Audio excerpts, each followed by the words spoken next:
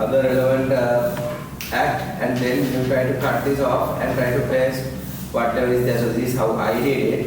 So there are different ways that people can do it. So blue means basically repeal and repeat, and green parts are basically what I just marked as what is being added, right? So if you want what is the Electronic Transaction Act as of today, this is basically what it is, right? Including all the things that is removed in red and all the things that is included in blue, right? So this is also what another challenge that you have with respect to legislation, because you know, as legislation becomes older and older and older, you are going to see that more and more amendments are going to come into play, and obviously if you're going to do the practice, you should be aware of what's out there, right? Because like if some part is missing, and from that point in, if you do it using the old way, you are basically doing an invalid transaction or invalid law, or old law basically. So so this is just an example of what how to update things. And what consolidation actually means is basically you have a clean document where this has been properly inserted here and the red parts are actually removed. So that is consolidation. And there are some documents you can find in the internet and on the parliament side that they have been consolidated. But obviously not everything is consolidated. So what you have to remember is, like when you take an act, a lot of people actually do this mistake, that they take an act and say, the act says this, but only to find out it has been amended about 50 times, right? So when that is the case, you will find that whatever we are referring to is not necessarily accurate, right? So this is also a thing what people have problems with understanding the law, because law is in different places, right? And as I told you last week, law is also in judges' decisions on what a judge would interpret a certain word of a act is, right? So in that case, law is all over the place with respect to statutes, certain sources, and maybe even customs, right? When people have done things like this for the longest of time, and there is also a certain amount of credence therefore acting as a law. So let's get back to our discussion. So with respect to what we did with the bank scenario, right? So what we came up with was, at the end of the day, we came up with some set of provisions, and this is where we actually stopped, right? So we discussed about a wire fraud, basically through a phishing attack, and then aftermath, a ransom message, and a website defacement. So that is basically what we did as our case study. So in this, if you look at the things, we are basically looking at theft or fraud, right?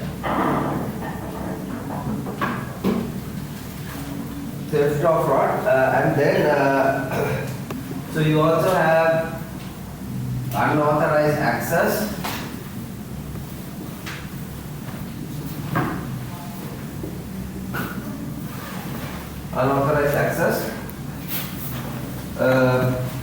then you have what we call forgery of transactions,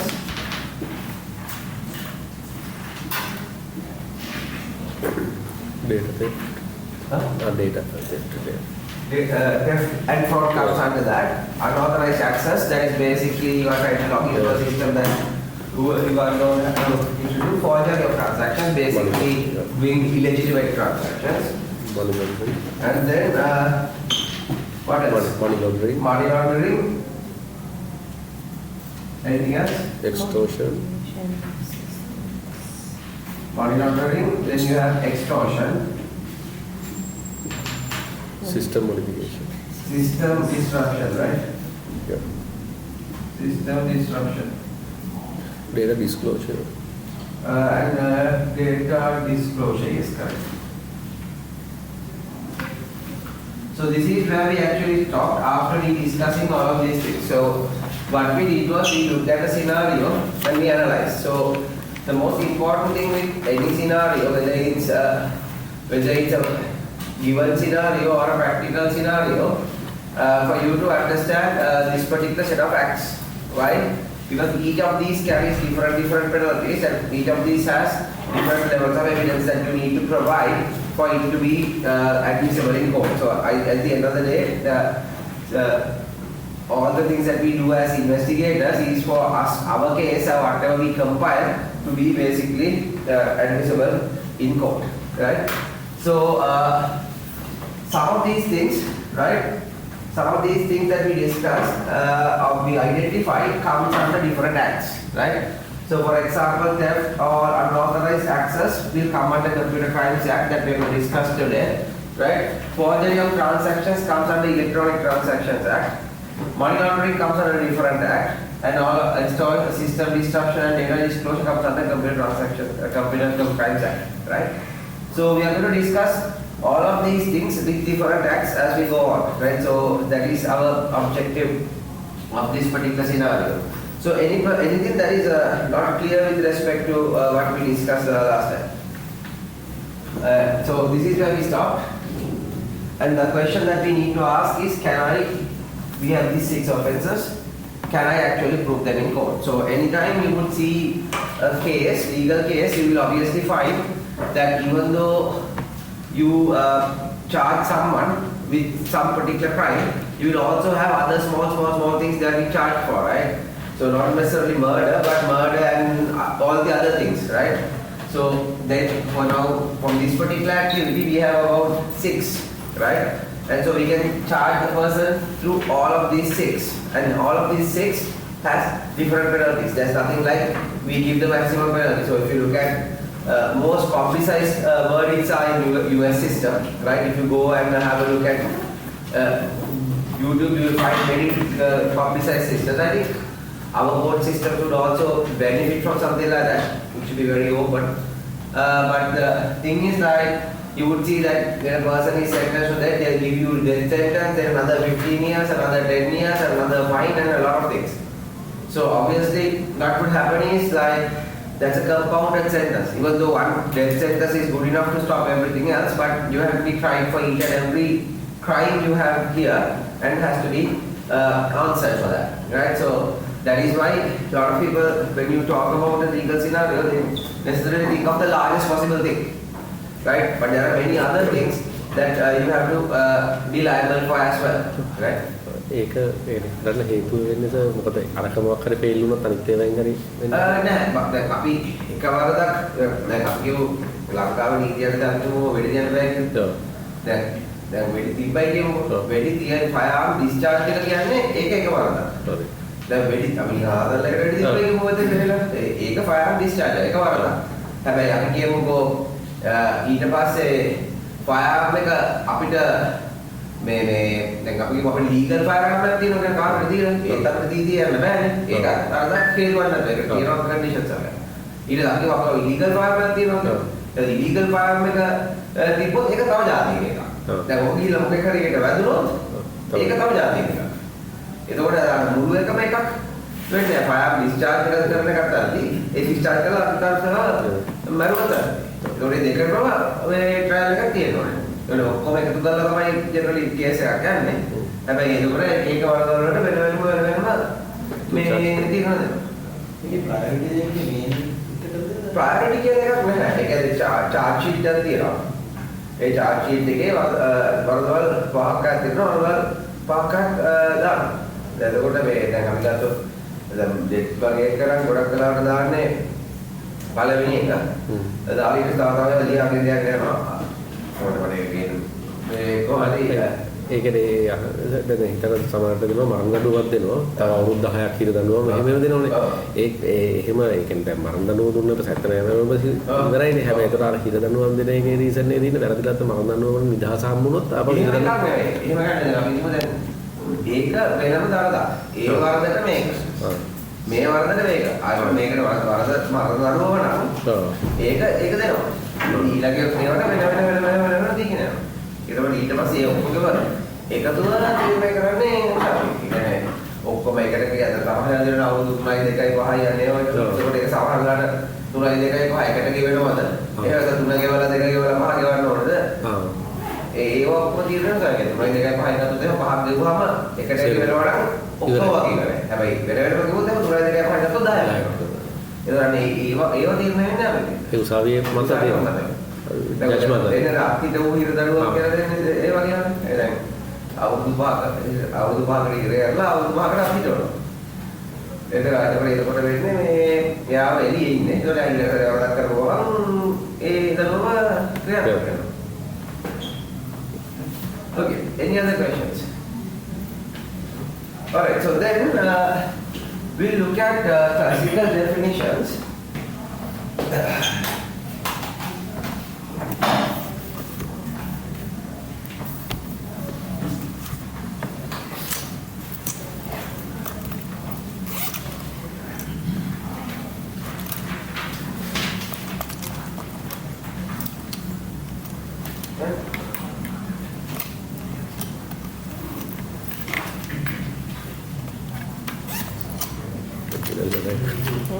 So we also had terrorism as a thing, right? Cyber terrorism, because there was a message. So we can also put under that as well. One more thing, cyber terrorism. Okay, so now, first of all, when we look at Computer Crimes Act, we need to understand the differences, what it provides for, what it doesn't provide for. So for example, if our law actually provided for everything before this act was enacted, then you don't need the requirement for this act, right? So there's a certain reason why this act was enacted. So we are going to look at 3 things that are very much relevant for this and where this act actually provides for. So that means you should know what is the thing that we had and what basically did this thing actually provide for by the time it was enacted in 2007, right? So the first thing we're going to look at is what we call theft, right? So theft means one person intentionally takes away another's property without their consent. So if you look at this, let's take a penal code as well.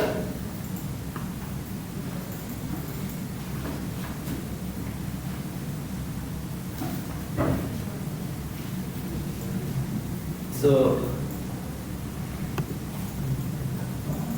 I hope everyone has seen this document one time or the other in your life, right? So this is our penal code, or what we call our Dandarit Sangraya, right? So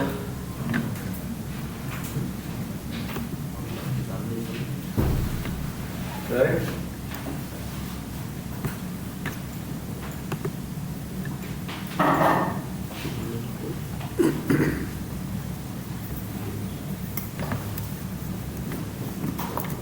So on this, only all the things that we talk about are here, right? So why we get death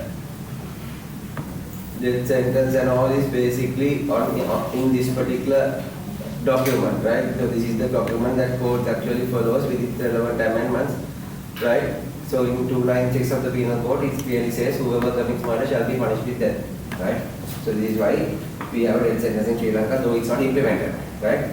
So then it's also about procedure and all the things, right? So if you go to section 368, 392 page. 392 page. 125 on that. 125. 125. Right, so if you go with 368, so this is this is basically the punishment, right? 367 tells you the punishment, right? And 368 is basically about theft, right? And then this is what theft is under 366, right? So it basically says whoever intended to take dishonestly at any movable property out of the possession of any person without that person's consent moves that property in order to take in such is said to commit theft, right? So now there are few things that you need to remember here, right? So if you look at this, intended to take dishonesty, the word any movable property. Yeah, that theft is something else, right? So ඉඩම් අවුරුදු 30ක් ඉඳලා ගන්නවා කියන්නේ වෙන එකක්. ඉඩම් හොරේ ලියාගත්තොත් ඒක fraud. fraud. ඒ fraud. ඒක වෙනම જાතියක්. මොකද අයි දැන් අපි පොරෙන් ලියා ගන්න නිකනේ ටෙස්ට් තමයි. හොරකමක් මේ නෑ ඒක වෙන කෙනෙක් පොළඹවනවානේ දැන් එයාගේ ඇක්ෂන් එකක් කරන අරකට වෙන්නේ ඒක fraud. right එතකොට ඉතින් අවුරුදු 30ක් ඉඳලා අපේ කට්ටිය ලියා ගන්න එක ඒක වෙනම එකක්. දැන් මේක බෑ නේද? පුළුවන්.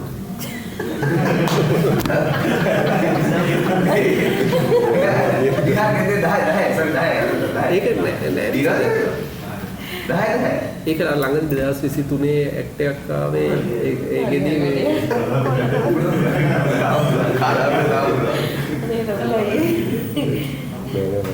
අපි අර ඉඳන් ලියද්දී බඩුක්කු ලියන්නේ ගානකට නෑ බඩුක්කු අවුලක් නෑ ඔක්කොම දිනන අවුල නෑ ඔක්කොම තියෙන තාක්කල් වාට ඒකයි කියන්නේ ඔයා ඉන්නෝනේ දැන් ඔයා ගෙටි ඉන්නවනේ ඔයා ඒ ගේ ඉඳලා ඔයා ගේ අයිටි කාඩ් ගහලා ඉඳලා ඵලයන් යන්න මගේ ගේ වගේ කියලා අවුරුදු 10ක් ඉඳලා ඔයාට ඒක හම්බ වෙනවා හැබැයි එහෙම නැතුව මේ රෙඩ් ගේ වගේ අවුරුදු 10ක් ඉඳලා කියලා හම්බ වෙන්නේ නෑ ඉස්සර එහෙමත් තිබුණනේ බඩුක්කු ඔප්පු නෑ මෙහෙම වෙන්නේ සාමාන්‍යයෙන් කියන්නේ මෙහෙම එකක් මොකද අර මේ රෙන්ට් එකට හරි මොන හරි ඉඩම් කැල්ල කල්ලා ගන්නවා හරිද ඔක හොඳට බලන්න මිනිස්සු කියන කතාවක් තියෙනවා ඒක මම වට කියන්නේ කියන කතාවක් එතකොට ඒක කරාම අපි යනවා ඉස්සර රෙන්ට් එකට රෙන්ට් එකට ගිහිල්ලා බලපදියක් අවුරුද්දක් විතර රෙන්ට් ගෙවනවා ගෙවන්නේ රෙන්ට් එක 13 වෙනි මාසෙට දැන් මම ඇවිල්ලා රෙන්ට් එක ගිහිල්ලා බලයන් යන කියලා හරිද ඊට පස්සේ දැන් මම ගේ ඇතුළට එන්න හදනවා මගේ IRC පාටට පොදාලා ඊට මට නෑ නවත්තනවා මම එහෙම කරලා ඇඩ්වර්සරි ඇක්ෂන් එකක් මම කරලා තියෙන්නේ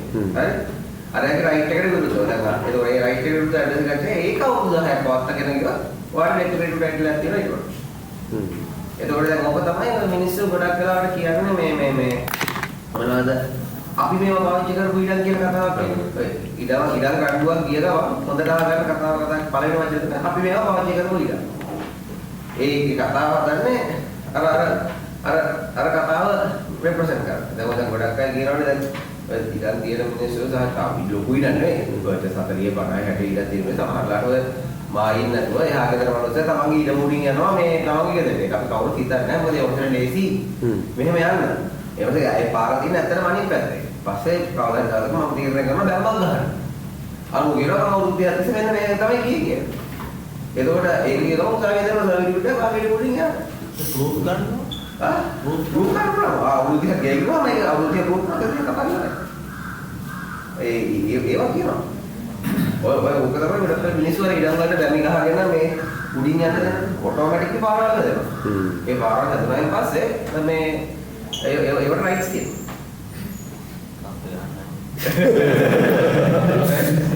ඒක කරන අය දැනගෙන කරන්නේ. නම ගොඩක් පිටරට දැන් කොළඹ යනවා කොළඹ හතේ පැත්තේ බස් එකකින් ගියොත් එහෙම වර ඩීඑස්ඩී සම්දේනේ. ඩීඑස්ඩී නැත්නම් වරලා ඩීඑස්ඩී නැත්නම් තියෙන අතර මේ සේරණ ගන්න. ඔව් සේරණ ගන්න තමයි. ඒ ඉතින් මේ මෙතෙන්ට මේ නරෝපොකේ කාටේ පාර දිගේ ආවොත් බලා ගන්න පුළුවන් මේ ඉඩම් වල කොච්චර ප්‍රශ්න තියෙනවද කියලා බලන්න. ඒ ගෙවල් තියෙනවා ගරාගෙන ඉතරයි දාලා තියෙන ට්‍රාන්ස්පෝර්ට් එක තඩි බෝඩ් එකක්. මොකෙටද ඇතුළට එන්නේ බා කියලා ඒවා ඔක්කොම එක කරනවා. තර වතුර ලයින් කරන් ගත්තත් ඒ පස්සේ වතුර ලයින් කරන් ගන්නවා ඊට පස්සේ අයිති කාරෝ පිටරට ඉන්න ඊළඟ මෙහෙට ඇවිල්ලා ඉන්නවා ඒ වගේ තියෙනවා. So here the word important thing is property, movable property. Yeah, movable property කියන්නේ අරගෙන යන්න පුළුවන්. So the idea is like whoever intend to take dishonesty any movable property. So now why am I focusing on this definition? Now if I consider data theft, is it movable property? දැන් අපි කොට electric line එකට current ගන්නවා. කොට current ගන්නවා. Electricity theft. හැබැයි ඒක movable property. දැන් ඒකට දැන් මම ගිහිල්ලා උදාහරණයක් කියලා දැම්මොත් එහෙනම් theft අතරේ මගේ ඉලෙක්ට්‍රිසිටි වල ගන්න කරයි කියලා. ඌ ගෙලින්ම කියනවා මේ okay movable property electricity is not movable.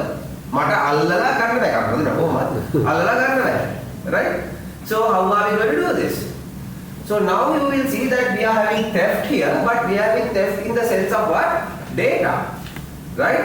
So it's not that you can actually take from here and move there. So there is a problem with this. This is the classical definition. So that is why you need to understand what this thing provides for and what other things provide for. So when someone says theft, theft comes under this. When someone says data theft, this comes under this. Why? Because what I just explained does not fall into that category. Right? So that is why this act was enacted. And then it says, and the last one is three things. Dishonestly, any movable property out of the person's consent. That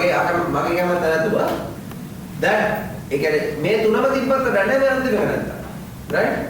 So you need to have a movable property.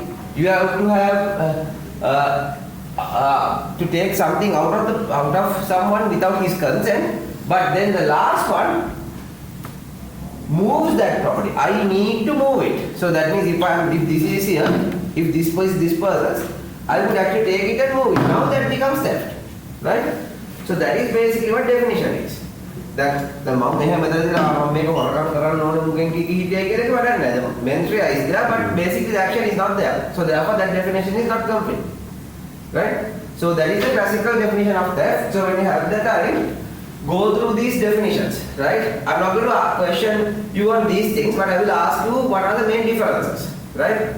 So, what are the main differences? What is the main difference of the penal code with respect to Computer Crimes Act, right? That is the thing you should know, right? Look at the, why is it important? When someone says theft, the first thing they will do is take the penal code and say theft. But then you also, as professionals, should know that kind of theft is not defined here. That is why that act is already there. Okay, so then we go on to fraud. Fraud is where a person or a system deceives another into an act that causes loss to that party and gain to the person who engaged in deceitful activity. Right? So again, this is defined here in section 398, right?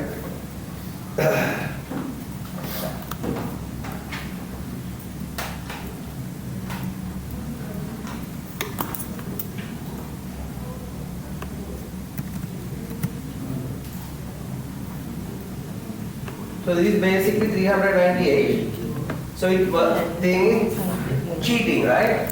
So in cheating it says, wherever by deceiving a person fraudulently or dishonestly induces a person so deceived to deliver property to any person or to consent that any person shall retain the property or intentionally induces a person so deceived to do or omit to anything, this will be basically fraud, right?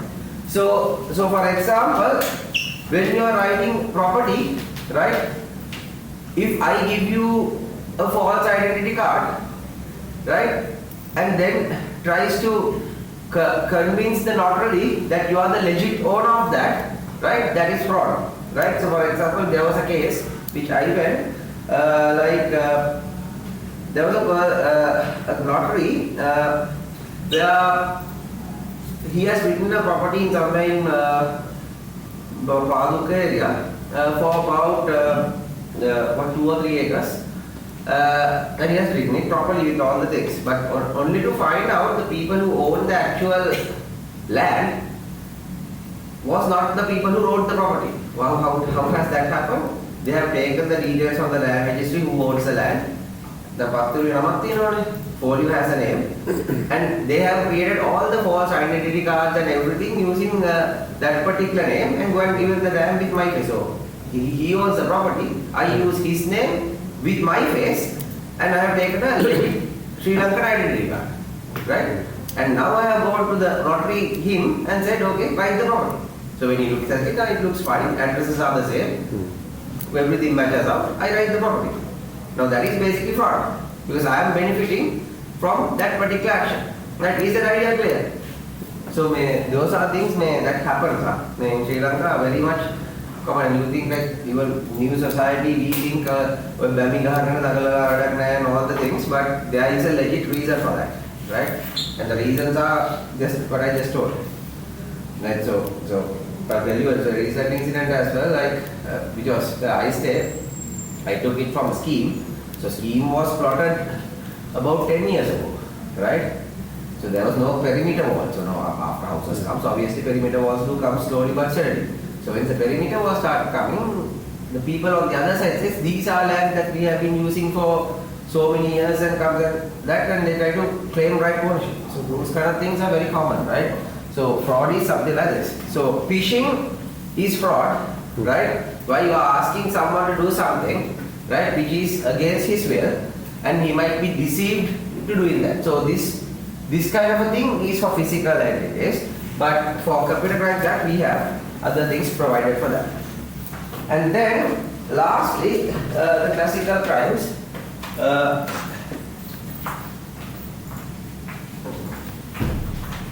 We look at this mischief or vandalism is where a person with intent causes wrongful loss or damage to public or to any person, destruction of any property. So what does this mean? That is basically vandalism. So now you decide to come here, go to that classroom, that's basically vandalism, right? That's what this means, right?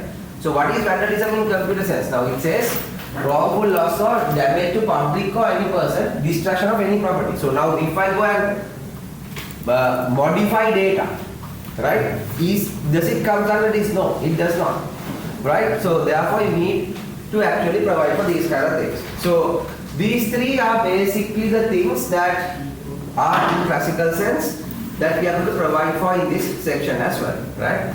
So any questions, guys? Anything that you need to clarify with respect to this? So cheat and fraud are both same. Cheating is the name that's given for fraud in our penal code. Right? So anything that you need to clarify? Alright, so then we'll go to our Computer Crimes Act, right?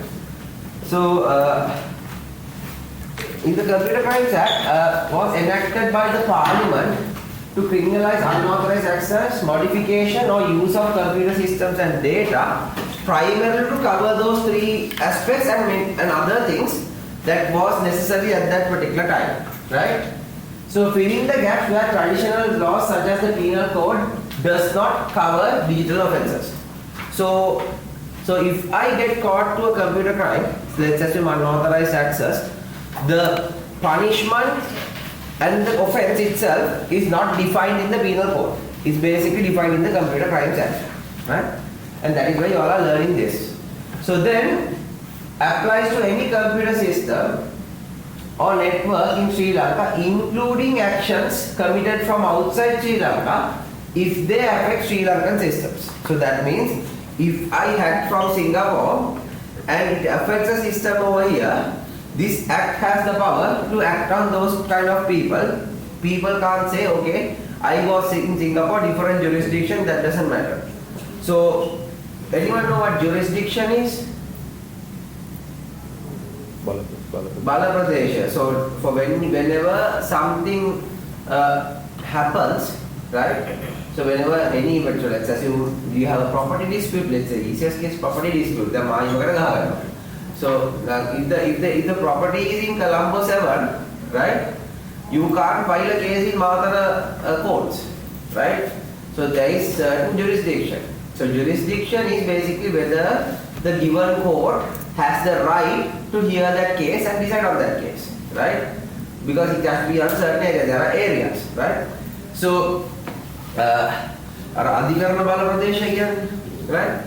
And then what do you mean by extraterritorial jurisdiction is territorial jurisdiction is within Sri Lanka. Extraterritorial means basically outside Sri Lanka. So this act provides for both of the things, right? So then, if you look at this, these are the key offences that is covered, right? So we go through these sections in detail, step by step. So in this case, we have unauthorized access, unauthorized modification, unauthorized disclosure, illegal interpretation of data, and identity-related crimes. So all the crimes in this act, so if you look at this, are in part 1, right? So part 1 of the Computer Crimes Act provides for that.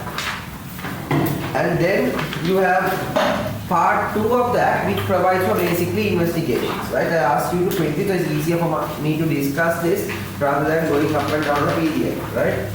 So then we'll start with one by one. We'll look at unauthorized access, right? So before we go to unauthorized access,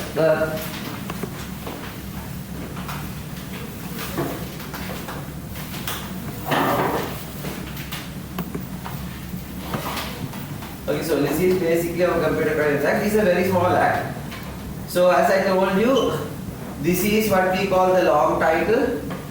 The act to provide for identification of computer crimes and to provide procedure for the investigation and preventing of such crimes, and to provide for matters connected therewith and incidental thereto. This is basically the long title, right? And we know it as the Computer Crimes Act. So if you look at the first part, section 2 of this particular act, right? In the section 2 of the particular act, it says the provisions of this act shall apply where a person commits an offence under this act while being present in Sri Lanka or outside Sri Lanka, right? So it's very clear, yes, being present in Sri Lanka or outside Sri Lanka. That is what I explained as extraterritorial, right? And it also says the computer system or information affected or which was to be affected by the act, which constitutes an offence under this act, was at the material time in Sri Lanka or outside Sri Lanka, right? So now, if you look at this, what do you mean by was to be affected? So for example, you basically you can put a table if you want, right?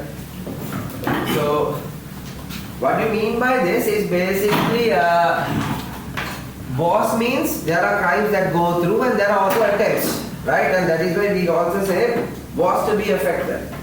And it says which constitutes an offence under this act was at the material time in Sri Lanka or outside Sri Lanka. What do you mean by that last line? What do you think was the intention of this last line?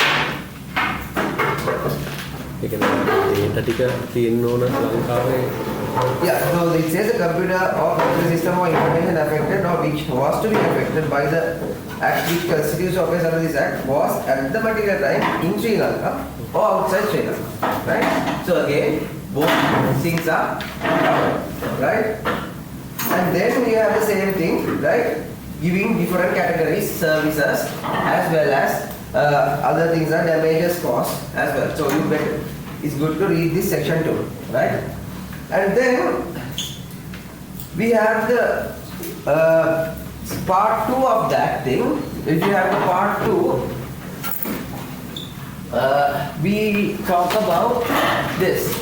For the purpose of paragraph D, which is saying the loss or damage is caused within or outside Sri Lanka by the commission of an offence under this act or the state or to a person resident in Sri Lanka or outside Sri Lanka. So now it says or to a person resident in Sri Lanka or outside Sri Lanka.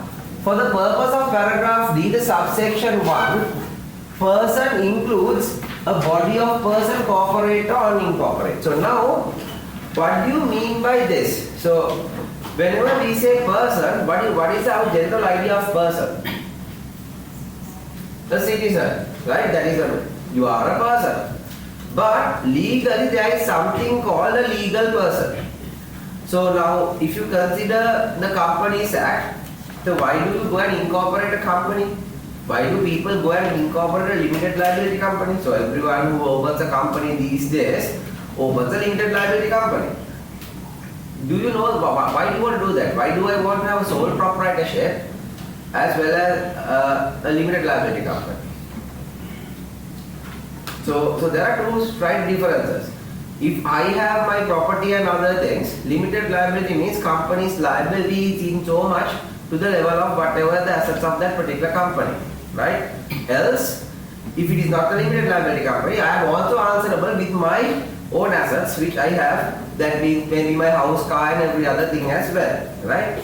So whenever you incorporate someone, incorporate a company, that company is considered a person or legal entity in the court of law, right? So that is why it says, for the purpose of paragraph 3 subsection, person includes the body of persons, corporate. So that means general company which has been registered under our Companies Act. And then, or unincorporated. Can you tell me what do you mean by unincorporated?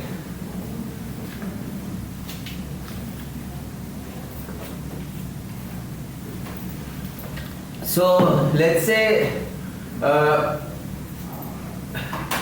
මොනවාරික සමිතියක් හදාගත්තා ඒක මරණාධාර සමිතිය. Right? So we don't create a company for that, no? We have a small group, right? Each member who is in that particular group is individually liable, right?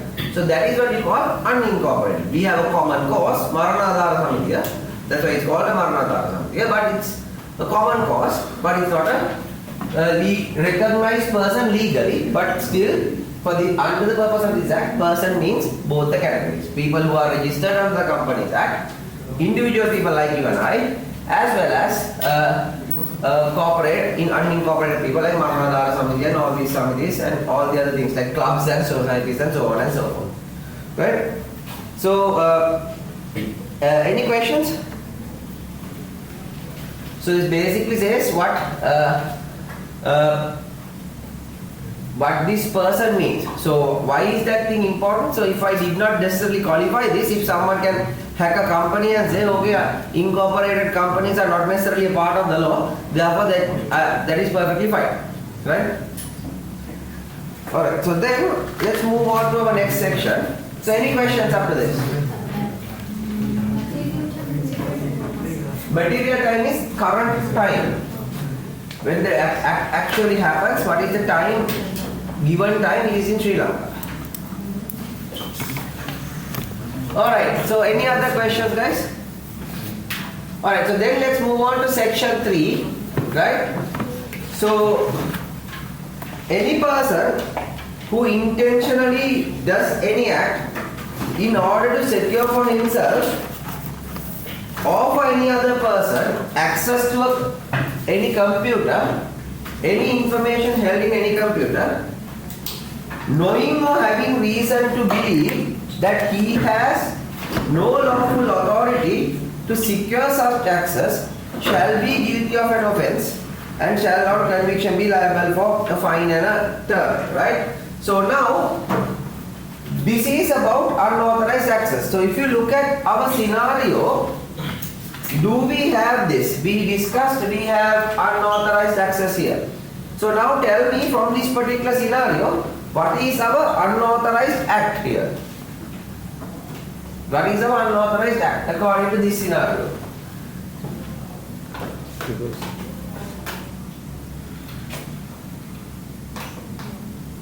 they have no local authority to. So it says, right? So now, how did the hackers log in? Using others. Using somebody else's credentials via a phishing attack, right? So now I get your credentials and I log into the system without you knowing. Let's say without you knowing. So that is basically unauthorized access. No sooner I start browsing the system, that is unauthorized access. Are we clear? So it's basically like you being in a place that you are not supposed to be, right? So for example, each of us has houses or apartments or any other place of dwelling. Any person without our right who is in our house is basically unauthorized access, or what we call a criminal trespass, in other words, right? So in that particular case, right? So we have two things. Any person who intentionally does any act in order to secure for himself or for any other person access to any computer or information held in computer, both of these. So what do you mean by access to computer? Just sitting there and browsing it also is unauthorized access. Now let's assume I am a hacker, right? my intention is not to do something bad, but to basically learn how to do this. So let's say I go and hack some site, I hack a company's website, right? And you don't do anything, I just go in, right? Just realize I got in and got out. Am I guilty of this offense according to this act? What do you think? No. Not according to this act. Huh? Why not? Law has no lawful authority to secure something. No, it says any person who intentionally does an act in order to secure for himself or for any other person access to any computer, knowing or having reason to believe that he has no lawful authority to secure such access. So now I am a hacker. Okay. I hacked the system, right? So now when we talk about hacking, most people talk about the effects of hacking. No? Hacking is not basically data theft and data leaks. No? That is a different act, right? Hacking is basically getting unauthorized access into the system, right? So I can be a hacker with good intention or a person who's trying to learn. Okay, let's assume I hacked into University of Colombo's site. I didn't do anything, right? According to this act, no sooner you log in, you are liable for unauthorized access. Is that idea clear? Yes. So the argument that people would bring like, okay, I just went in but I didn't do anything is not valid. ඒ කියන්නේ හොරෙක් ගෙදරට ඇවිල්ලා මම මේ වටේ ඇවිල්ලා කරකිලා ගියා වගේ කතාවක්. Right? Is that idea clear? දැන් හොරා මගේ ගෙදරට පැනලා අනුමාගේ ගෙදරට පැනලා මම බුක් කරගෙන කොට මෙහෙ දොරෙන් ඇවිල්ලා දොරෙන් ගියා. Trespassing? Yes, no? That's not acceptable. So in a computer system also that law basically holds. Are we clear? Alright. So then in this case, so unauthorized access, this is basically section 3 plus section 4. We'll talk about section 4 in a bit, right? Any questions? So it says, according to the scenario, the hacker uses a phishing email to steal senior manager's login to enter the core banking system without authority. So I click on a link. I do not necessarily know it was a laced link, right, which has something else, and then I took the access and I started accessing the system. Accessing the system in whose name? Someone else's name, but I am the person who's running it. I have no business to be there, right? Alright, so any questions? Sir, does remote access count into this? Yeah. Without- Access is basically without knowing, Without right? Without But knowing. here it says the computer or information generated computer. Yeah. So it's basically not generated computer if we are doing it from somewhere else. So if you look at access, so somewhere else does not matter. So the definitions says this active computer systems and networks and everything, right? So It says just the computer. yeah, wait.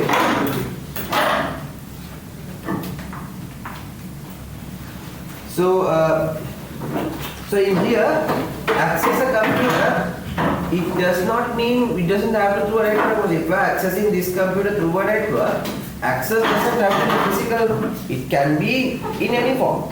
So as long as this computer is live, you can come through the network or any form. That is what we call access. Access is not necessarily physical access. So now if someone takes this laptop and runs, right, that is theft as per 366, right?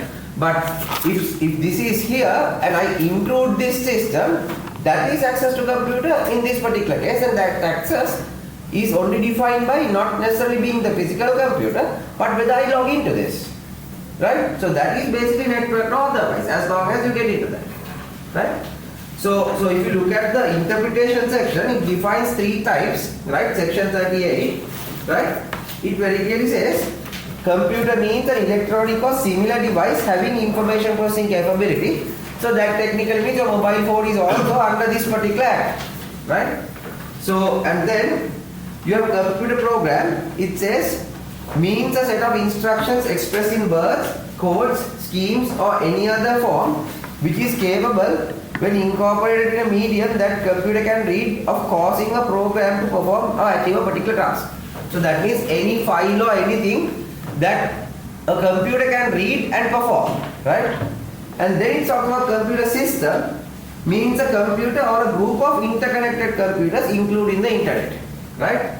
So those are the three definitions of those three terms according to the perspective of this act. And let's assume that law have changed and the definitions have evolved, then it's up to the court to interpret when such cases are presented to them at courts, or the parliament to change them when such need arises, right? So because people, things like, how many of you know what jaywalking is? So jaywalking is basically that is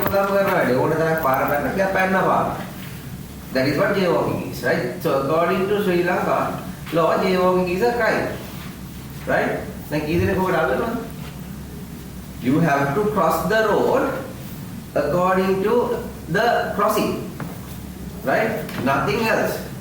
So our people, that is the offense anyway. If there is no crossing, no. There are rules. There are certain rules like 50 meters, 100 meters. There are certain rules, right? So, but why?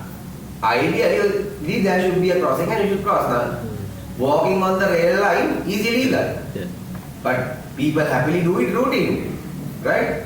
So there are things that laws have changed over time. Those days it's enforceable. Nowadays it's not enforceable, right? So things would change, and therefore people would interpret things differently, right? So, and that is why court system is very important. Court would interpret what these things look in the modern day context if the parliament does not provide for that, right? Okay, so then let's move on back to our thing. And then now I have a different point. Would it be any different if the senior manager left his terminal unattended, so a janitor who is with the hackers can gain access? So now this is a different dynamic to this. So now we are looking at section 3, right? Unauthorized access, right? So when it comes to section 3, now what I am doing is, janitor is a person who has the know-how of getting information or opening back doors or whatever. So what I am doing here in the first case is phishing, right? So in the scenario we had phishing. So when we have phishing, when we talk about companies say to us, do not click unwanted emails, personal emails, unsolicited links and stuff. We don't necessarily click, right? So if I click that and we actually let someone into our system, that is unauthorized access for the person who actually took our credentials and did that particular activity. But for the person who clicked the link, what would be the basic liability? What would be? Is it a crime? That's my first question. It's negligence. Is it a crime? No. No. So then that person will only be tried under company policy. Company has a policy saying you should not click unwanted links. So then according to that you can be tried, but you are legally nothing. It's a negligence or dereliction of your duty, but basically not a crime. Now what I am asking here is something else. I log into this system, then Sampath Bank or some other bank, you have a manager. Then you have a janitor here who comes to clean the room. So he says, okay, every day you come to clean the room at 8:30. Now I'll log into my system, and then once you are cleaning the room, I'll walk out of my room. So by the time I come back, you do whatever you have to do, right? So this is one of the easiest forms of doing this, because there are many people who actually would like to do that. And why are people doing this? Basic deniability, right? Basic deniability. I am wrong in the form of negligence, but not in the form of a higher crime of unauthorized access, right? So now the question is, what can you say about the manager in this case? What do you think? You look at the act and tell me.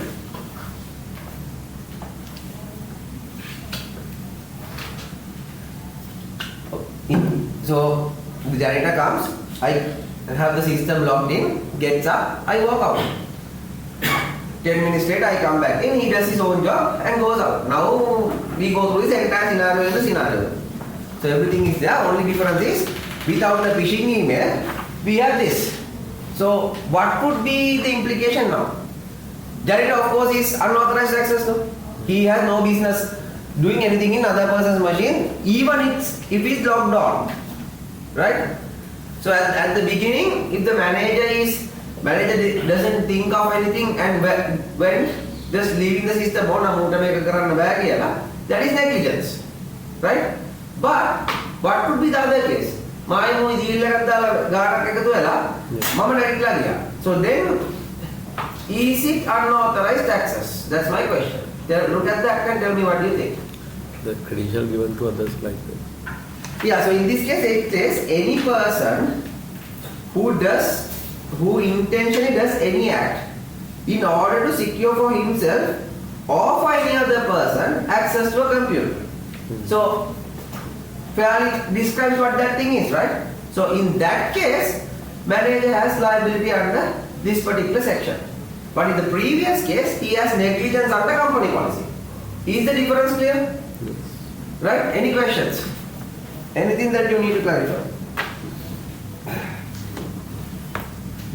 So now, the moment hackers log in without permission, the section 3 offense is triggered. That means moment I get access, section 3 is there. That means moment I enter a house, offense of trespassing is triggered. Right? Are we clear? So, if the hackers did not do any damage and only access the system, still the access itself is criminal. Right? Right? So when we play cricket on the street and stuff, on our days, I don't think people do it anymore in this age. But so that is also criminal trespass basically. Right? So then right? So there are certain things. Then if you play cricket, then so all of those things are basically parts of this act. Not people who go to litigate. But so this is something like that. Right? Okay. So any questions on this slide, guys? Anything you want to clarify? So in the definition it says the computer is that. But then again, it does not include in it only computer system. So you are basically accessing a computer, right? So system is a connected system, right? So you access a system via a computer, right? So you are basically getting access to one particular page.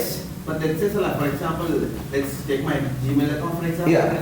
So they have sent a phishing email and got my credentials. Okay. And then they are using their own computer to log into the internet and log into the. They are not using my computer. Yeah, they are using the internet or any information held by any computer. So that's the second part of it. So that is held by something, right? So what I just said is the basic. I agree with your question. Like I am here. I take my access, now computer is out there, I just basically log in from my computer. So the access through this computer is you are using, correct? But you gain access to some other person's computer. So that is basically, that access is what's violating this section 3, not necessarily the access that you are doing. So you are technically speaking, okay, I access from my browser, it's my computer, correct? But you are accessing that particular computer from your browser, but you are still accessing somebody else's computer. That is the thing that this act prohibits, right? Not necessarily whether I do it from here on. So that is why section 2 says like extraterritorial thing. If I am from Singapore and if I access something over here via a credential, that is again comes under unauthorized access. Right? Are we okay? So these all everything matters, hacking, passwords and everything. Right? So let's assume your friend gave you his username and password and asked to perform an act. As long as it is no problem, that's fine. But as long as if something happens, then it becomes unauthorized access. Right? So different words as an processing, we have to go to both and shout out loud. Who wins is basically based on whatever who has the argument for what you call and the evidence to back up. Right? Are we okay with this, guys? Any questions? Alright, so then let's move on to section 4, right? So in this case, any person who intentionally does any act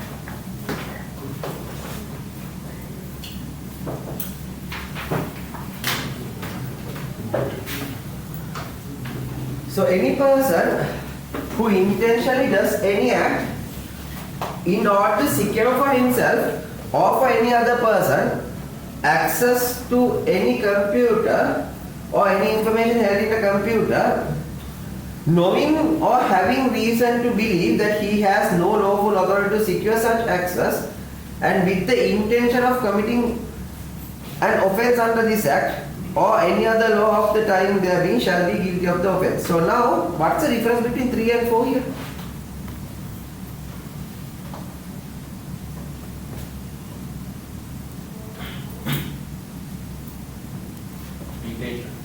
Intention, right? So now I send you an email. So unauthorized access means what? Get into a system.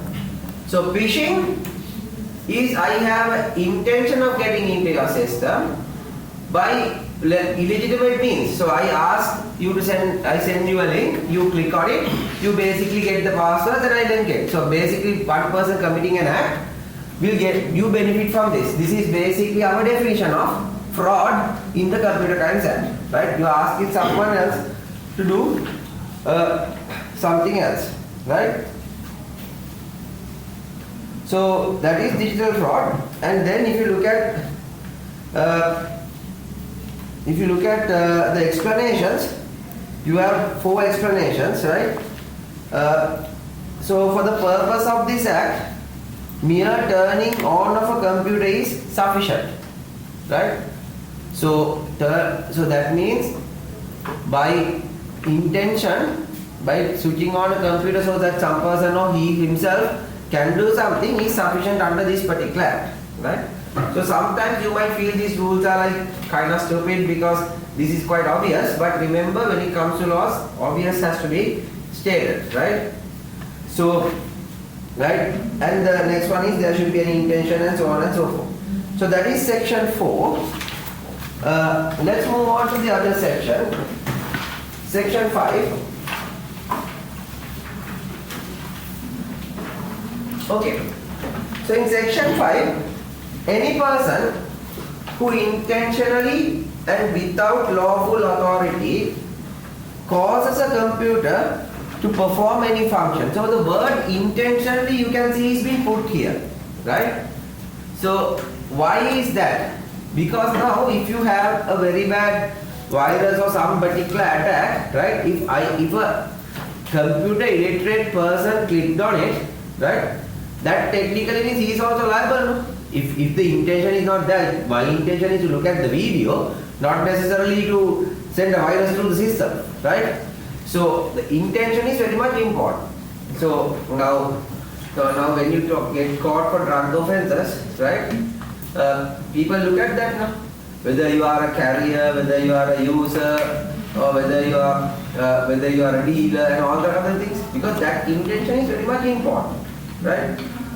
Law treats dealers and carriers separately and users separately, right? Users will generally get a slap on the wrist and maybe to a rehabilitation center, while the carriers and other people have different penalties, right? So now if you look at in Sri Lanka, what is the penalty for drugs? You know that, right? What is the penalty of holding drugs? Dealing? Class A drugs? That case, So for Sri Lanka, if you hold Class A drugs, there's a schedule under Class A, right? Basically, if you are proven to have more than 5 grams of heroin, 2 grams of ice, and there are other limitations of other drugs as well, the penalty is death, right? So Sri Lanka, though doesn't hang people, Sri Lanka's penalty is basically that is equal to Singapore, right? So there was if you were in Facebook, there were things making a Facebook headline saying that Singapore has executed a drug mule 2 days or 3 days before, right? We have the same law, just that we don't have, right?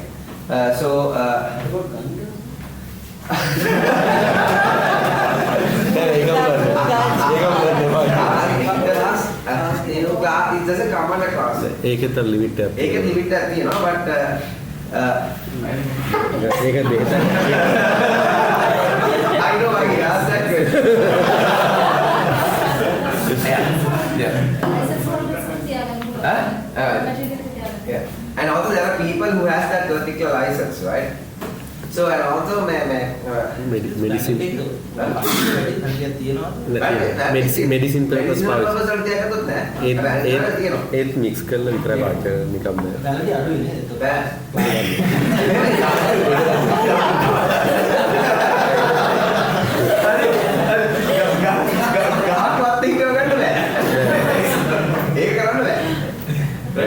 දස් වත්ත තියෙනවනේ කියනවා. ඒක බරපතල තියෙනවා. ඒක ගන්න ඉති ගන්නවා. අපි ගන්න අඳුරන්න ඇතුළත තමයි but like why is that? Because traditional medicine Veda Mahatyas and people can actually plant. Yeah. They have the right to do that, and the narcotics will come and actually look at how many plants are there and those things. Those things are actually registered, right? So we can. But there are some other drugs which is not possible for you to keep, right?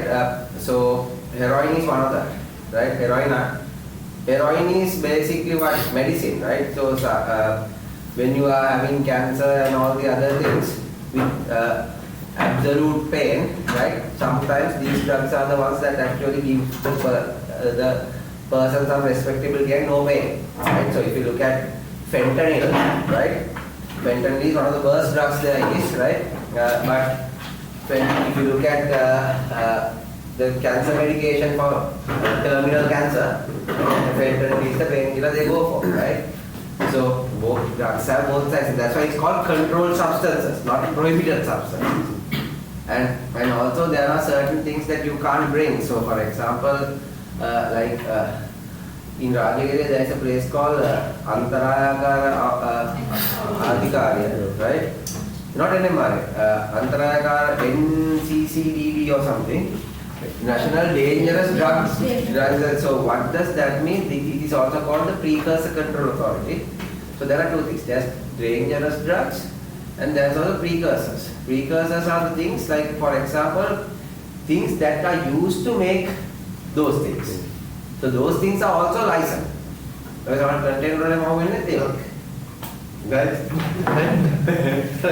So we don't know the facts and things, but those are what precursors are like. So if you are bringing then condis condis is a precursor, but acid permanganate is precursor. But we can go to a pharmacy and buy condis for like 5 milligram, 10 milligram, no problem. But condis container can out obviously utilize it, right?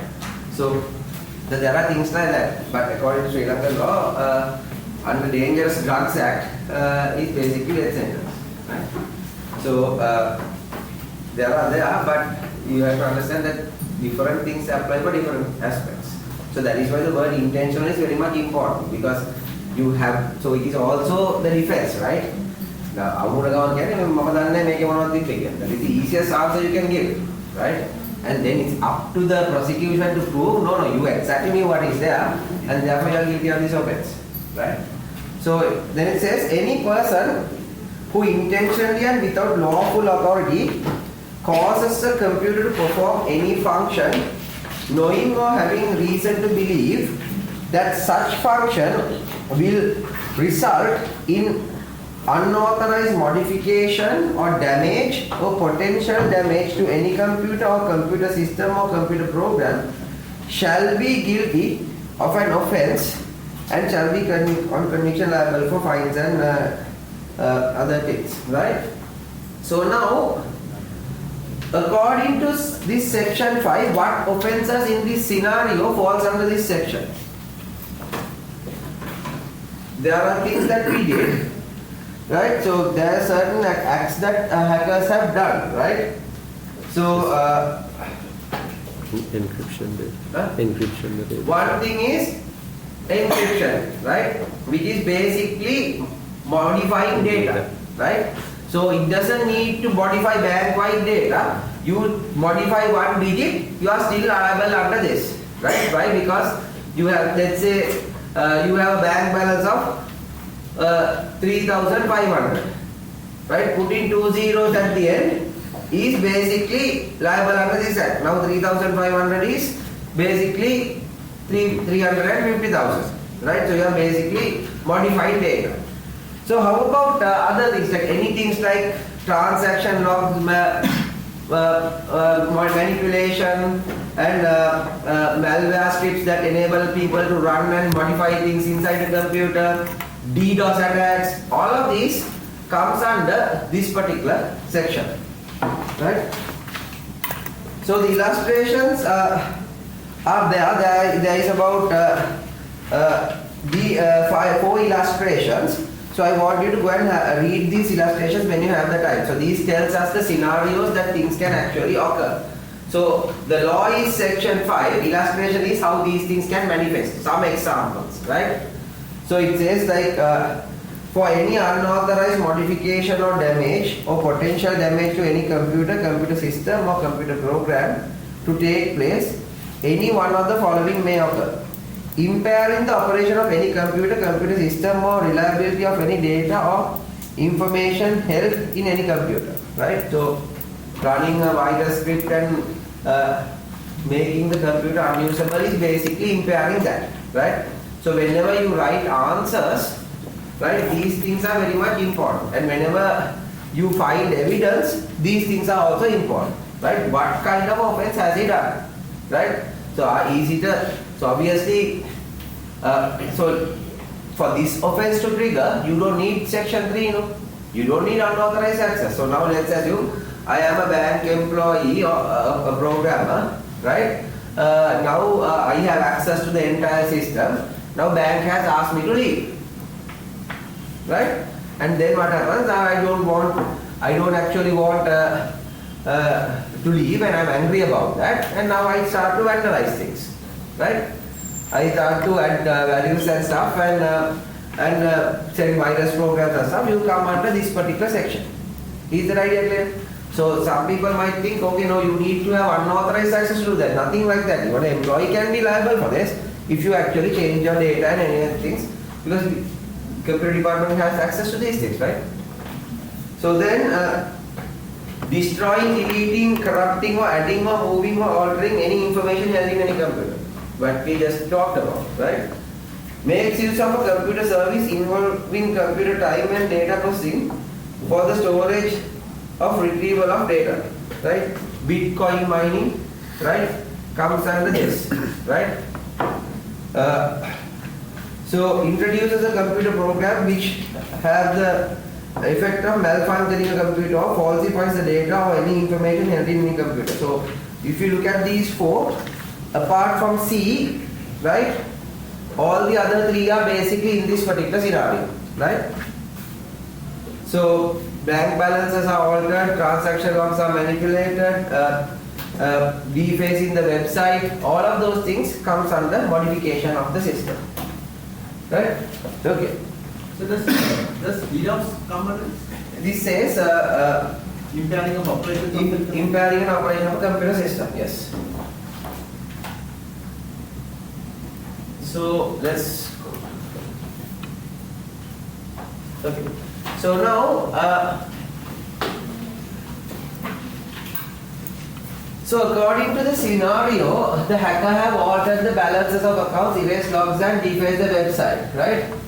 So what would be the implication for the manager if he left the terminal and undetected as per the earlier case? So now what I'm asking here is, we discussed two possibilities now.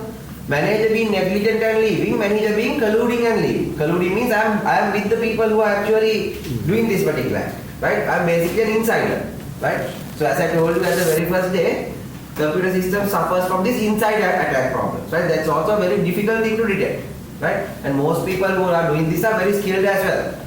So now, what would be the implication for the manager in this case? Is he liable for this?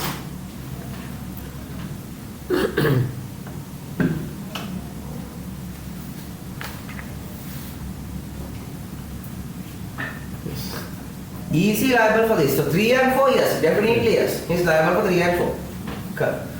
So in this case, he is not the person who is doing it, right?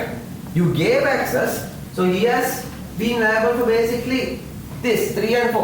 Why? I am letting other person secure access into my system, right? But that person is not the one who is performing this. So therefore, under 5, the manager is not necessarily liable. Is that idea clear? Unless if you have override passwords and stuff, where the mere logging into the system is insufficient and where the manager provides you the password, then there's a different story. Why? Because now let's assume there in banks and stuff, there are multiple overrides, right? So in order to get a multiple override, you need to type your password multiple times. Mere leaving the seat will not going to help you with that, right? So in that specific case, he is also actively involved in doing this. So he can be tried under this as well. Right? Okay. Any other questions, guys? Alright, so let's move on to 6.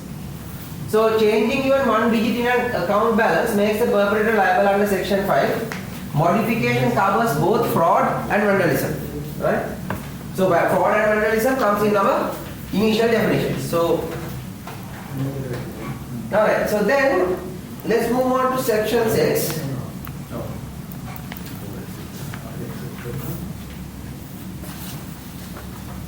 Okay. So now read this section and tell me, do we have any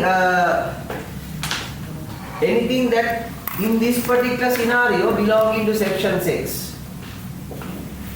So one case that normally are means that again මොකද අපි record කරලා අපේ කවුරුහරි කෙනෙක් අපි index එකක් දීලා they don't, we are giving the access to them, but Yeah. they don't authorize to do some modification or change, but they are doing. Yeah. Then if it's something, If we are giving access to them, yes, we are just giving the access. so what whose computer system is that? It's my hours. So when you are giving access, you have consented, right? Yeah, access is giving. Yeah. එයා මොනවා හරි change එකක් කරන්න යට access එකක් නැහැ.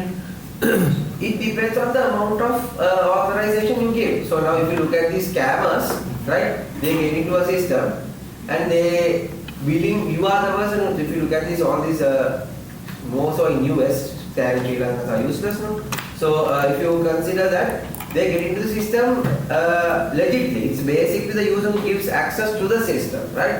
But then he does modify system by installing software and making the system work in his favor, not necessarily what it was. Then it's section 5. Suppose I modify the system, there is no unauthorized access there. But there is modification aspect. Because I have given you the right to come in. Right? So now let's assume I ask the person to come in, right? Leave that person here, right? And then he leave that person in this physical room. I left home for a while and came back. Right? Let's say hypothetical scenario. So now so the first question is, who overacted? Or is he criminally trespassing? Is he in a place that he shouldn't be? So the question is, answer is no. So Why? I have given right to be here. Yeah. so the support එකකින් වෙනකොට ඒගොල්ලෝ term එකක් කියන මොනවා හරි critical දේවල් තියෙනවා නම් අයින් කරන්න.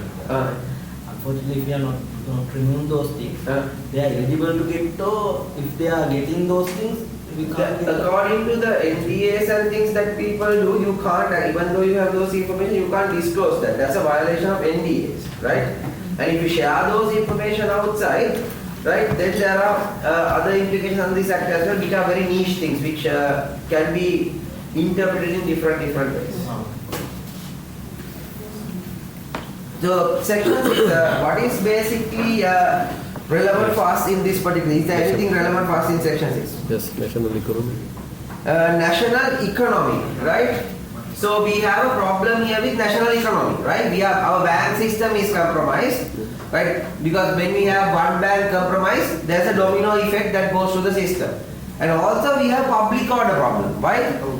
Everyone who just gets in there now gets into the bank, right? And now in a queue, now fighting it out. Now when you have a system that is disrupted, people try to do the only thing they possibly can, right? And that creates a public order issue, right?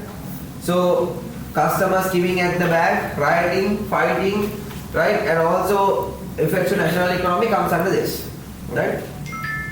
And also this one, cyber terrorism, if this is for an extremist group, this will come under A as well, national security, right? Alright, so then දැන් හිතන්නකෝ මොකද කරකමක් කරපු නිසා එතන රණ්ඩුවක් යනවා කියලා. හැබැයි මේක සරලවද හිතන්නවා මේකේ. හැබැයි ඒක නැෂනල් සිකියුරිටි එකට බලපාන්න නැති වුණාට මිනිස්සු එකතු වෙලා රණ්ඩු වෙන එක සිකියුරිටි එකට බලපානවා නම් ඒ මේ ඇක්ට් එක මතද නැත්නම් ඒක පබ්ලික් ඕඩර්. ඒ මොන හරි මෙතන ඇවිල්ලා ගාලියක් ෆෝන් කරගෙන හදපැත්තට ගහ ගන්නවා නම් that's public order. එතකොට ඒක බලපාන්නේ රණ්ඩු වෙන දෙකොල්ලොන්ටද අර කරපු කියලා. ඒ ඇක්ට් එක කරපු එක්කනට වෙනම මේකක් එනවා. ඒ රණ්ඩු වෙන දෙකොල්ලෝ ගහලා ඉවර කරගත්තම ඒගොල්ලෝ වෙන එකක් එනවා. ඒ කියන්නේ like now for example දැන් Q එකේ ඉඳලා දැන් අපි කියමුකෝ අපි දැන් කොරෝනා කාලේ කොරෝනා දෙලිගේ පෙට්‍රල් කිව්වල හිටියනේ. දැන් පෙට්‍රල් කිව්වම කොරෝනා ඇවිල්ලා ගහම උඩ අල්ලලා ගහනවා. හරි? දැන් එතන රූල් එක මොකද්ද? Q එකේ ඉන්න ඕනි කියන රූල් එක කවුද එන්ෆෝස් කරන්නේ තියෙන්නේ? Public civil. අපි එන්ෆෝස් කරා. ඔයාලා තීතේ මේවා පොලිමේ ඉන්න ඕනි. හරි? එතකොට ඒ එන්ෆෝස් කරලා එතන ඒතර තියෙන නීතිය කැඩුවට ඔයගොල්ලෝ දෙන පනිෂ්මන්ට් එක තමයි උඩ නෙලන්නේ. හරි? හැබැයි ඒක කරයි කියලා මිනිහන් පිනල් කෝඩ් එක ඇතුලේ ඇසෝල්ට් චාර්ජස් වලට ආව වෙන්න දෙන්නේ නැහැ. කාටද කියන්න පුළුවන් මේ මේවා කිව්ව එක බලන්න එන්න අපි කිව්වා කියලා. ඒකට ඒව ඔක්කොම මිටිගේෂන් කරගන්න. ඒකට කැම්පස් ආවේ කියලා මම දවස් 4ක් කිව්වේ ගියා. මෙන්න මම පෙට්‍රල් බවුතරේ ආපුවා පැන්න මෙතනින් ඉතරට මට ගහන්න ගැහුවා. ඒකට ඒවා ඔක්කොම ඩිෆෙන්සස්. මිටිගේෂන් කරගන්න. හැබැයි අර වරද තමයි ගහපුවේ. so ඒ අනුව දෙපැත්ත තීරණය කරලා ඔයාලා ක්‍රිටිෂන් එකක් දෙනවා. ඒක ලීගලි පැනපු කෙනා වැරදි නෑ ගහපු කෙනා වැරදි. නෑ ලීගලි බ්‍රැන්ඩ් කරනවා. එහෙම ඒක තියෙන පැක් ඒතර සාවින් රිපීට් කරනවා. කිව් එකක් තියෙනවා කිව් එක කියන්න ඕනේ. ඒකත් වැරදක් ලීගලි වැරද. ඒකත් ලීගලි වැරදක් නෙවෙයි ඒක වරදක්. ඒතකොට හැබැයි ලීගලි ඒකට ඇක්ෂන් එකක් නෑ. ඒතකොට ඒකට තියෙන පුළුවන් තමයි මේ අර මනුස්සයා දාලා කේස් එක වැඩක් නැති වෙන්න පුළුවන්. ඒ වගේ ගොඩක් දේවල් තියෙනවා. දැන් අපි දැම්මොත් එහෙම දැන් මොන හරි එකට අපි කියමු මට හානියක් වුණා කියලා මට ගැටලුවක් කවුරු එකක් කරලානේ. ගහුවාම මම ගිහලා ඒ මනුස්සයාට විරුද්ධව කේස් එකක් දාන්න නැහැ ගොඩක් වෙලා. දැන් දන් ගලවලා නැහැ ගහුවා කාට. ගහුවාම ඊට පස්සේ මොකද කරන්නේ පොලිසියට දාන්න ආවට විරුද්ධව කේස් එක. පොලිසිය තමයි කේස් එක අරගෙන ආවා. රාජ්‍ය විරුද්ධවනේ මේ බලන්න ඊට පස්සේ මට මේව ගන්න ඕන නම් මම වෙන කේස් එකක් දාගන්නවා. ආට ගහපු එකට වාල කරපු එකට මොන හරි එකක් කරපු එකට ඒකට දනුව දෙන්නේ උසාවියෙන් ඒක සම්බන්ධයි. ඒකට මේ වින කෝට් එක. ඒතරම් මම නෙවෙයි නඩුවද? නෑ. ඒක දාන්න රජේ. ක්‍රිමිනල් කේසස් ඔක්කොම නෙවෙයි. හරි. ඊට දාන්නත් බෑද නැත්නම් දාන්න නෑ. වා අධිරමත් පාර්ශ්වය විතරයි. එතකොට අධිරමත් පාර්ශ්වය විතර පුළුවන්. එන්ට්‍රි දාන්න ඕනේ. එන්ට්‍රි දැම්මම ඒක සිරවෙන් ෆස්ට් ඉන්ෆර්මේෂන් එනවා. ෆස්ට් ඉන්ෆර්මේෂන් එකේ පොලිසිය ඉන්වෙස්ටිගේට් කරලා රිපෝට් කරනවා. ඒක පී රිපෝට් එකකට දාලා එතනින් යාට ආණ්ඩුවට කියනවා. ඒතකොට ආණ්ඩුවට කියන්නේ මේ මනුස්සයාට ගහලා හරි අඬක් අඬලා මොනවද? දැන් වාට දැන් ඒකට ඩැමේජස් ගන්න ඕන නම් ඔයා තව කේස් එකක් සිවිල් කේස් එකක් දාන්න ඕනේ. මේක නිසා මට මේවා නැති වුණා ඩැමේජ් එකක්. ඒතකොට අර කටම සයිට් කරන්න පුළුවන්. මෙයා මේකට තොරද කරගොයි. හැදගෙන වාට ඕන ආණ්ඩුවට උදව් කරන්න පුළුවන්. අගතියවත් පාර්ශල් විදිහට ලෝය කෙරෙකින් රෙප්‍රසන්ට් කරනවා. national security, national economy, public order කියනකොට මේ differentiate කරගන්න විදිහකෝ. නෑ ඒ ඉන්ටර්ප්‍රිටිව් ඒවා ඉන්ටර්ප්‍රිටිව් ඒ කියන්නේ ඒක බේසිකලි මෙහෙම ඉරක් ඇඳලා කියන්න බෑ. දැන් මේක දැන් මේ වගේ ලිටිගේට් වෙලත් නැහැනේ. ඒක ලිටිගේට් වුණ නැතනම it's very difficult to say what these three things are. So the courts has to interpret this is what this means, this is what this means, this is what this means. So at this case they have provided for this thing. So public order means like if you look at the bad scenario Q එක ගහගන්න එක obviously a public order. But we see the national security issue කියන්නේ අපේ ලංකාවේ national security බලපෑමක් තියෙනවද නැද්ද කියන එක then that's a different issue. So they will ask for all the things under section 6. So it's up to them to decide which limb that they belong to. So it's we have three things but litigation The Minister of Defense is basically the president. Correct. And he'll always be the minister. Yeah. And then the secretary can Yeah. give the particular thing. Can give the particular thing, but it depends on whether they give and also whether the courts admit that. That so මෙතන දෙන්නේ ගහගන්න national security issue එකක්ද? So Because like what? you know, vagueness is there. So that is basically the problem with the words, no? So when it comes to interpretation, so there is something called legal interpretation, right? So there are certain things. Now, for example, there are something called set of rules. So one rule is says literal rule. Literal rule says whatever written in the black and white is what is going to be applied. So there is something called the golden rule. That is basically to say what is the basic principle, right? And then other things are modern days are like what is the intention of the parliament. So now prostitution is illegal, right? So if prostitution is illegal, අපි කියමුකෝ දැන් ගයක් ඉතරන අත බඩ light එකක් දැම්මම it is an invitation to prostitution. It is not covered under that act. But the intention of the parliament is to avoid prostitution. So public prostitution is illegal, but now that is advertised prostitution is legal and so intention of the parliament is to prevent that act. So the courts can basically give interpretations on acts like that. So until it is tried, it's very hard to say what is the basic limit. So but these are the three things. So why I think this is provided for is basically to say every bar is basically covered, right? Okay. So you making this social media posts like hateful thoughts and those things which make unrest and it can contribute to conflict. Okay. Does it come under this one because it will make effect on public? So it is basically not necessarily asking so it says any person, I actually don't have a very clear answer for that, right? So any person who intentionally causes a computer to perform any function, right? So does that come under performing any function? Both basically people what would do that is under what we call inciting violence, which is basically under a different act. So then The Online Safety Act has Online Safety Act has it, but now people are arguing against it, right? So we'll talk about the Online Safety Act. There are very nice things in that, right? So online purchasing also under this act? No, that is comes under Electronic Transactions Act, where e-commerce and everything goes under that particular act. This is basically computer crimes that you have access, modifications, and things like that. Right. So if any of these definitions are provided in any of the other acts, so we can take it here. I didn't get your question. For example, if the definition of National we get security. the definition of the computer at the end of this, but somewhere else in the legislature there is a definition for national security.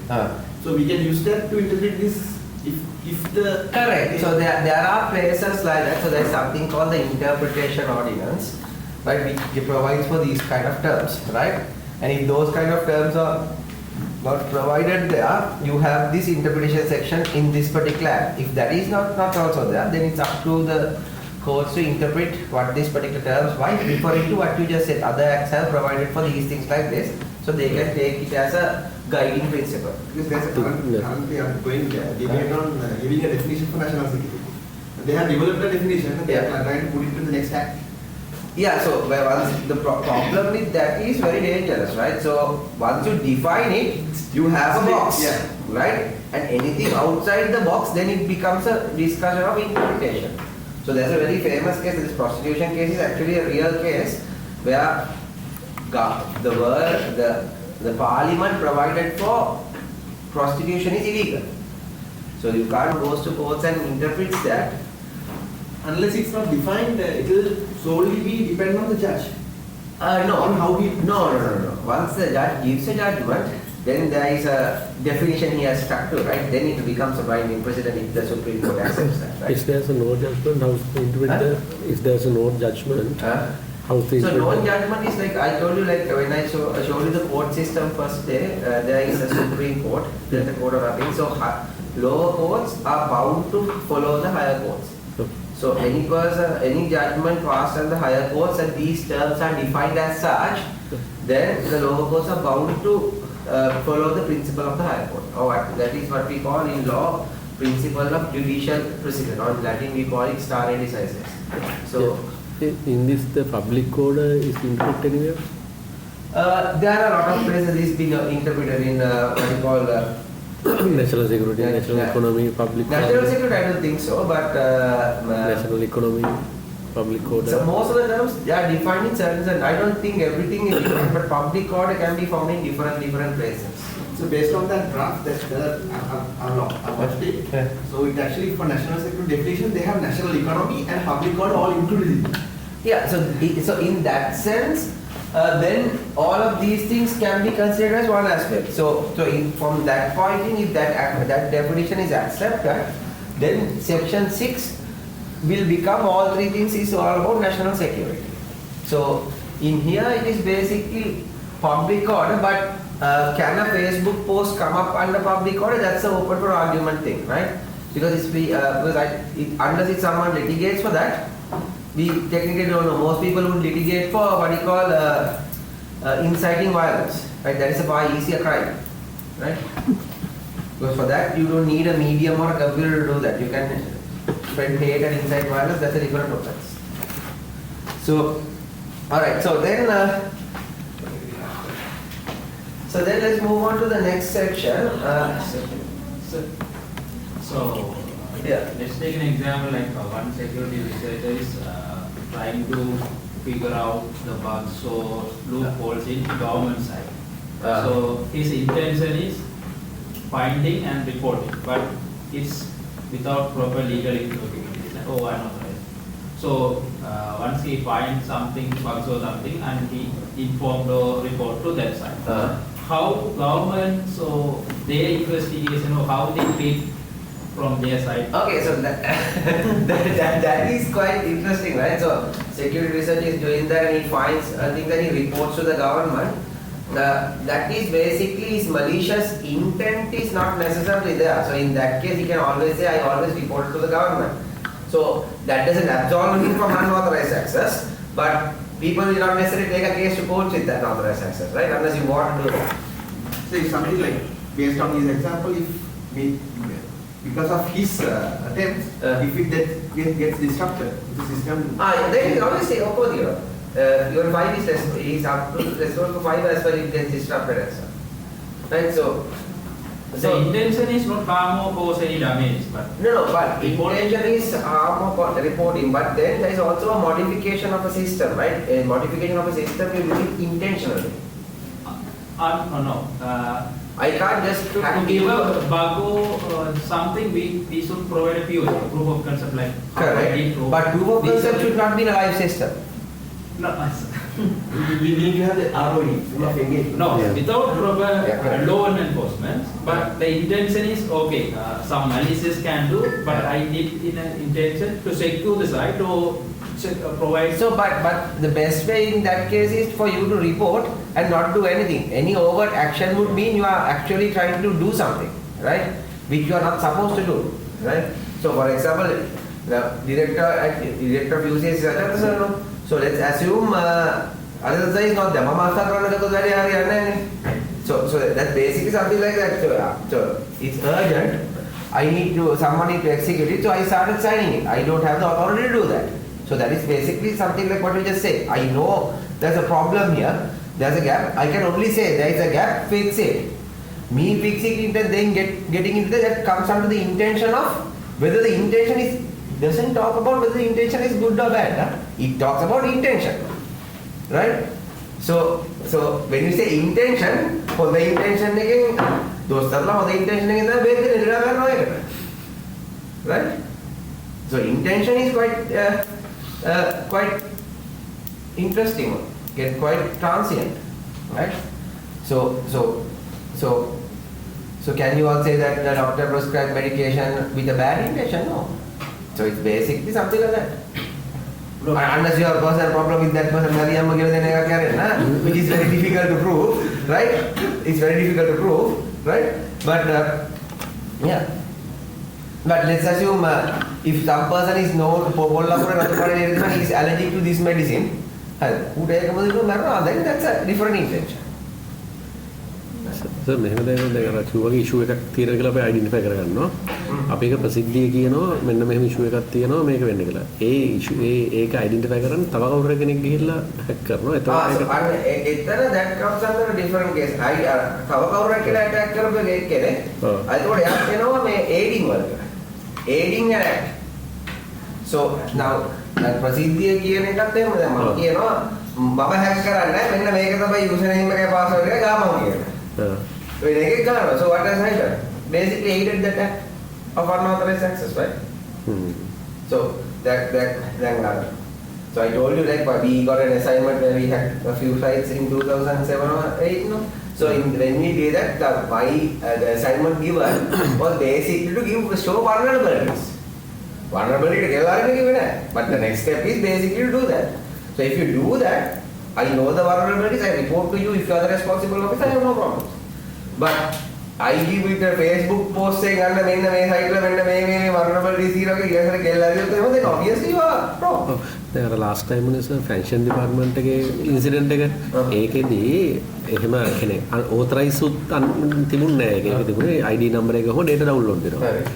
අර එක්කෙනෙක් ගිහිල්ලා ප්‍රසිද්ධිය කොනේ Facebook එකේ මේක මෙන්න මෙහෙම ගහුවම ගන්න පුළුවන් කියලා. ඊට පස්සේ ඒක සේරම data download ලා එළියට ගියානේ. එතකොට ඒකෙදි ගත් එක්කෙනාට ඒ කියන්නේ ඕතරයිස් ඕනේ නැහැ කොහොමද කරන්නේ. අපි මේක පබ්ලික් කියලා ගහුවත් download වෙනවා. එතනදී එයා කරලා තියෙන දීලා සර්විස් එක. ඔව්. එයා දීලා සර්විස් එකක් කරලා තියෙන්නේ. එයා කිසිම දෙයක් maliciously කරලා නැහැ. නෑ හැබැයි එතකොට data සේරම එළියට ගන්න පුළුවන්. ඔව් data සේරම දීලා තියෙනවා. එතකොට ප්‍රශ්නයක් වෙන්නේ නැහැ. ඒක ප්‍රශ්නයක් නෑ. ඒ මොනවද? ගවර්න්මන්ට් ඔෆිස් කෙනෙක්ට එහෙම ගවර්න්මන්ට් එකට කියන්න බෑ. නෑ ඒක වෙන කතාවක්. අන්න ඒක ඊකෝඩ් එක ගැන වෙන කතාවක් නේ. ඒක මේකට අදාළ නෑ. ඒ කියන්නේ සම්පූර්ණ කේස් එකේදී අර කේස්. සම්පූර්ණ කේස් එකේ අදාළ කේස්. මේ මෙතනදී ඒ කම්පියුටර් වෙබ්සයිට් එකේ අදාළත්. ඒ අපිට ඩවුන්ලෝඩ් කරන් තියෙන දෙයක් ස්ක්‍රේප් කරලා ඩවුන්ලෝඩ් ඉඩම්. දැන් ඉඩම් ගන්නවා. දැන් we have so Variparanganka is private, no? Then he is part of municipal councils ki Variparanganka is public thing. You can, right? People. So this is I think out of time. So, what you need to understand is this, right? Especially in countries like Sri Lanka, when you are professionals in cybersecurity, people have this instant noodles mentality of IT systems, right? So that's a very dangerous precedent. And we have been doing IT for the last 20-30 years and we are still in that instant noodles mentality. So what happens is, what people want is what? Quickest action. Right? I want this to work in 2 weeks. 2 weeks or in other than right? And then when a security professional goes there, they will see like why the hell is this system running still? But the problem is that as professionals you have to face that. So our systems are like that. So if you go to the longer argument, why are our systems like that? Primarily because of our policy of procuring things, right? So if you look at the procurement thing, what is the general rule of thumb for Sri Lankan procurement? Lowest price wins, right? Lowest price wins. Yeah. So anyone who knows how to put a lowest price has a higher chance of getting that particular thing, which in terms will not be able for us to procure good things, right? Fair enough, no? Right? So in that sense, it creates other set of plethora of problems. Then some technicalities, you know, we spec